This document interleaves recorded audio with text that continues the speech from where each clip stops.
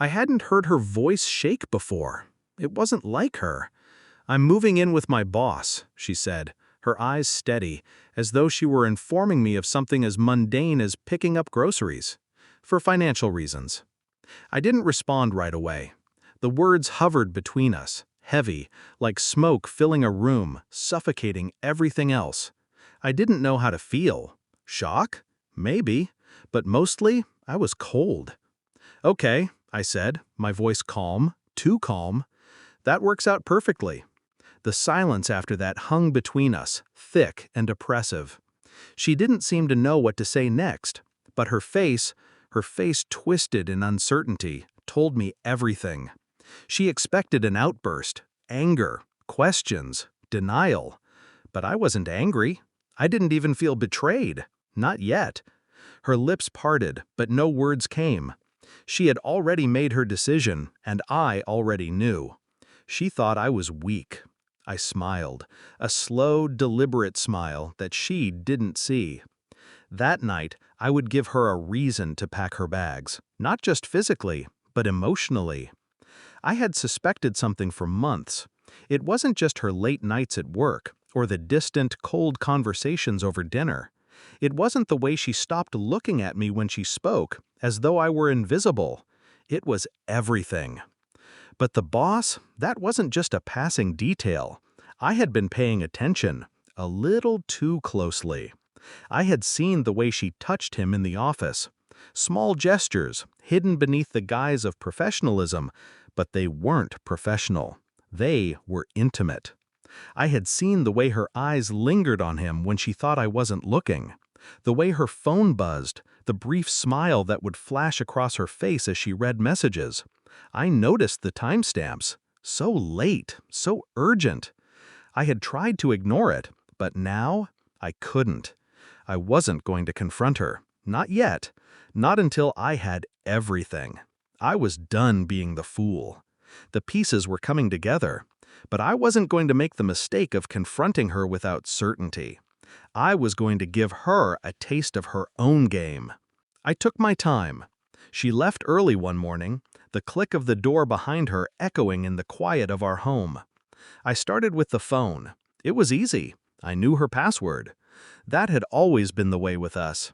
Transparency, or so I thought. But now, it felt like a betrayal of my own trust. I scrolled through the messages. Some of them were innocent. Some were not. There it was, the confirmation. "I miss you," he wrote. "Can't wait for tonight." My fingers paused, hovering over the screen. My breath was steady. My mind wasn't racing. It was calculating, every detail fitting into place like the perfect trap. I left the phone where I found it. No need to hide it. No need to make it obvious. The next step was the bank records. A quick call, a false name. The transfer details were there, unmistakable. Money had been moved, large sums, not from her account, but from his. A subtle transfer, masked under the guise of company business. I had the proof. I wasn't angry, not yet. I was playing my part, and I would wait for her to play hers. That evening, when she came home, I waited. She looked at me as though she expected the fight, the confrontation. But I didn't give it to her. I simply handed her the printouts from the bank. The phone records. Her eyes flickered over the documents, and I saw it in her face. The realization. The way her breathing faltered. "You've been keeping tabs on me?" she asked, her voice barely above a whisper. "I don't need to keep tabs," I replied, calm. "I just need to look." Her fingers trembled as she held the papers, but she didn't speak. She couldn't. There was no more denial. She couldn't hide anymore. The truth was right in front of her. Her eyes filled with something. Fear? Guilt? Or was it just the cold panic of being caught? I watched her, silent, as her world crumbled. She didn't say anything. No more excuses, no more lies. Just the sound of her breath, shallow and ragged.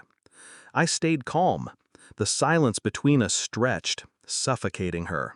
She wanted to cry. I could see it in her face, the way her lips trembled, the way her eyes darted, searching for an escape. But I wasn't giving her one. I didn't need to shout, didn't need to rage. That would be her play, not mine. I stood up. "Pack your things," I said, cold and controlled. "And don't come back." She didn't respond. She didn't have to. I had already won. Her tears fell as she gathered her things, clothes, memories, the lies she had fed me for so long. There was nothing to say. I wasn't going to beg her to stay. I wasn't going to ask her to explain.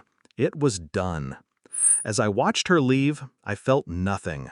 No anger, no bitterness, just clarity. The house was quieter now, too quiet. I didn't need her, not anymore. I had regained control, and she had nothing left. Her departure was final. The silence was louder than her footsteps.